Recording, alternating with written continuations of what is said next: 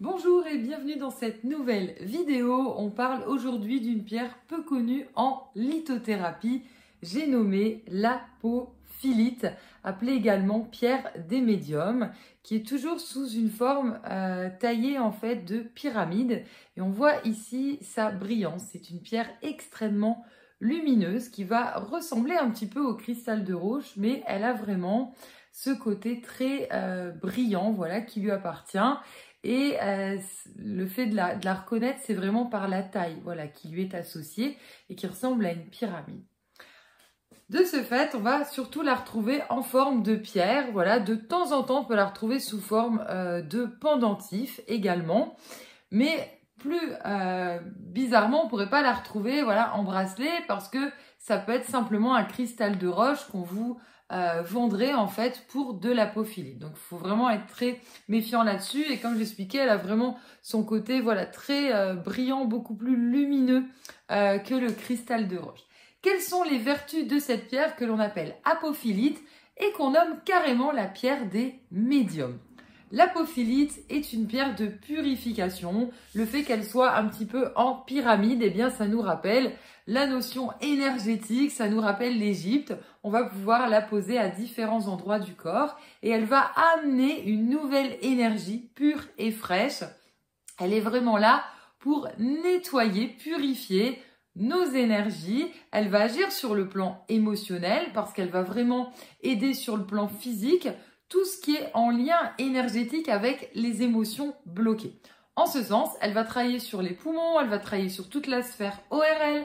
On pourra aider les personnes qui ont diverses allergies et également les maladies de peau. Pourquoi? Parce que selon la médecine chinoise, tout ce qui est respiratoire et tout ce qui est maladie de peau, pour vraiment faire succinct, eh bien c'est toutes les émotions qui sont bloquées, non exprimées et qui vont s'imprimer finalement sur le corps.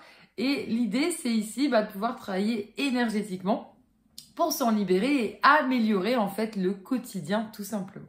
On peut ainsi placer du coup cet apophilite, vous l'avez compris, aussi bien sur le cœur. On peut le placer aux endroits où on pourrait être embêté avec des maladies de peau, que ce soit les mains, les pieds, différents endroits. Et puis aussi, comme on l'appelle pierre des médiums, eh bien elle va vraiment fluidifier le canal pour mieux percevoir en fait les informations. Et puis pour les personnes qui tirent déjà les cartes, qui utilisent le pendule, eh bien vous pouvez l'utiliser pendant ce travail pour décupler encore plus l'intuition et les informations que vous allez canaliser.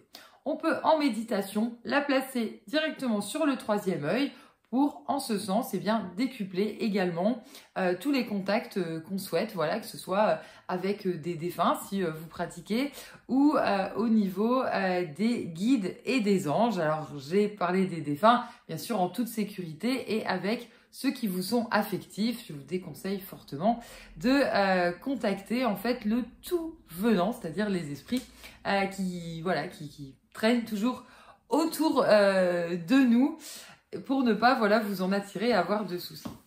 Pour autant, l'apophilite, après, permet également ce nettoyage et cette purification des énergies. Elle fait le bon lien entre terre et ciel. On le voit par les bases en fait de sa pyramide qui vont à la fois nous ancrer et nous aider à être mieux incorporés, donc mieux habiter notre corps et être à l'aise avec celui-ci, pour mieux prendre soin de notre véhicule terrestre qui lui ramasse les résidus en fait tout simplement de nos déséquilibres principalement émotionnels et énergétiques, et c'est lui qui va créer du symptôme ou des déséquilibres comme j'expliquais.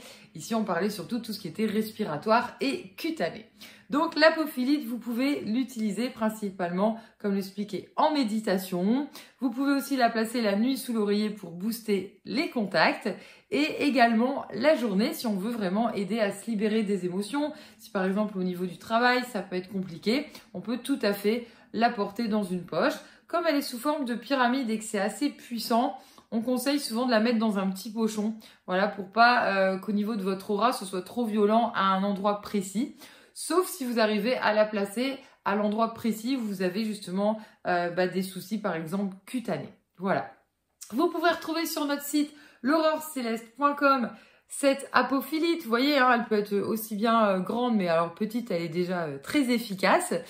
Et vous pouvez également retrouver sur notre site, si vous souhaitez aller encore plus loin, la formation complète sur la lithothérapie, voilà, et également les modules, si vous prenez la formule complète, pour réaliser aussi vos créations et retrouver également toutes les perles à l'unité. J'espère vous avoir fait découvrir ou redécouvrir l'apophilite et avoir donné envie de travailler avec elle. Et je vous dis à très bientôt pour une prochaine vidéo.